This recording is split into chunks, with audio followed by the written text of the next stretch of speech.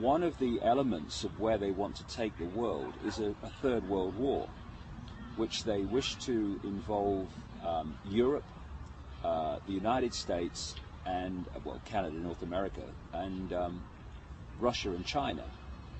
I was told by insiders in the 1990s in America that the plan was to lead to a conflict involving China. For this reason, in the 1800s, letters were written, and particularly one particular letter, between two high-level players in the secret society network, in which the 3 world wars were described of where they were going to go.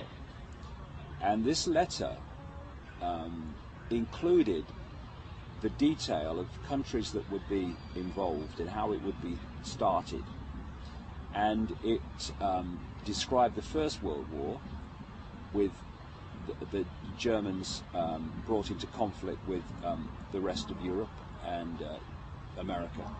It described the Second World War in the same terms and said it would lead to a Jewish state in Israel. And the Third World War would be triggered out of the Middle East, involving Israel as the trigger, and would bring about the final global conflict, which would lead to them being able to offer the solution to stop this ever happening again, which would be a world government and a single world army. And the idea of that is to say, if we have a single world army and we bring an end to national armies, then we can't ever again have a war. What they won't tell you is those that have manipulated the war will be the same people that offer the solution to the war, which is exactly the structure of control that they want. And I feel very strongly that Georgia, I'm not saying this war's going to happen tomorrow, but Georgia was a move on the chessboard in this direction. And I'll tell you a story that happened to me in England, which relates to this. And it seems, you know, quite a minor story until it starts to play out. Last March 2008, I received a letter from a man in England who is what we call there, or called there, a traffic warden. And his job, they walk along the streets in a uniform, and they give out tickets to cars for illegal parking or whatever. You know, not many people like them for that reason, but they just do that job. And this traffic warden, he'd been a traffic warden for nearly 20 years. He wrote to me because he read my books, and he said, look, there's something I don't understand, and there's something that's really bewildering me. He said, I've been called in by my boss, and like my colleagues, he said, I've been given 3 cards, authorization cards. He said, one of the cards is to give me authorization to be a traffic warden. Okay. But the second card was what they call in Britain a pace card, and that carries the words that policemen have to say by law when they're arresting somebody.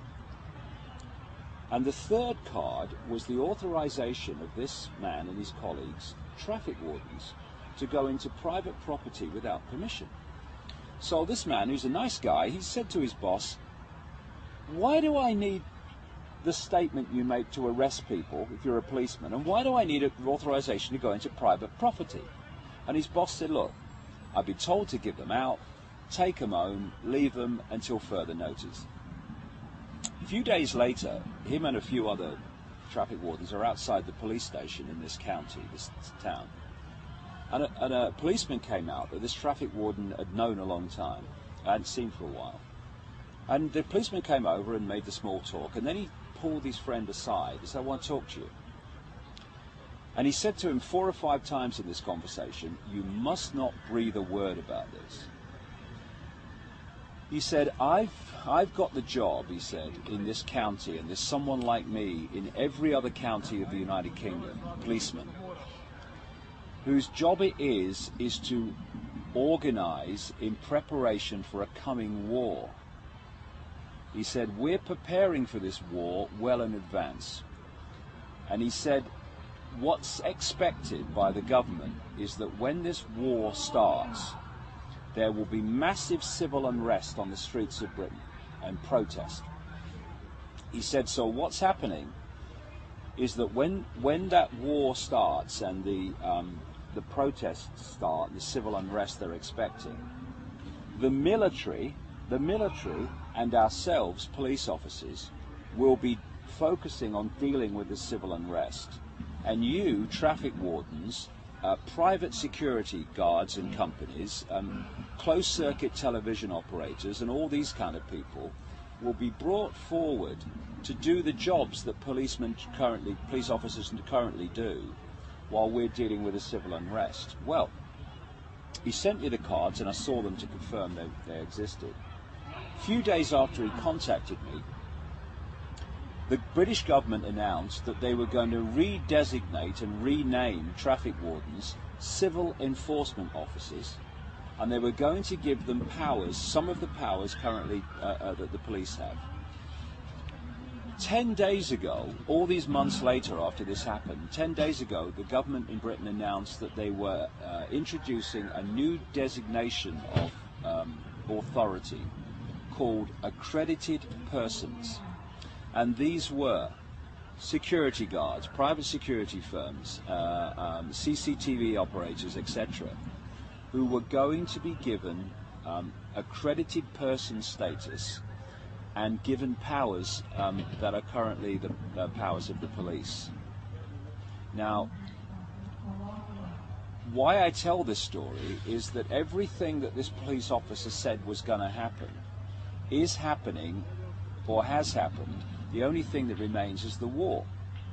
And that fits with all these other different pieces of information that suggests that a major conflict is being orchestrated, which is designed to change the face of society. Because there's nothing that changes society faster than a war. And this has been going on way back. One of the examples that I put in my books is the First World War in relation to America.